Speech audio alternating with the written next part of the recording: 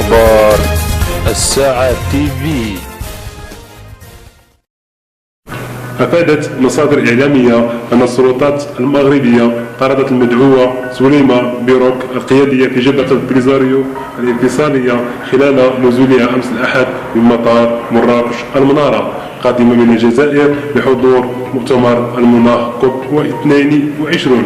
ويأتي هذا الطلب بالنظر إلى عدم توفر الانفصالية على أي صفة رسمية معترف بها لحضور القمة المناخية بمراكش التي ينظمها المغرب تحت إشراف الأمم المتحدة التي لا تعترف بالجبهة الانفصالية، وبالتالي ليس لها الحق في حضور لقاءات أممية بهذا الحجم. قبل ما تخرجوا ما تنسوش تابوناو في لاشين يوتيوب وبارطاجيو الفيديو مع أصحابكم في مواقع التواصل الاجتماعي، وما تنسوش ديروا جيم.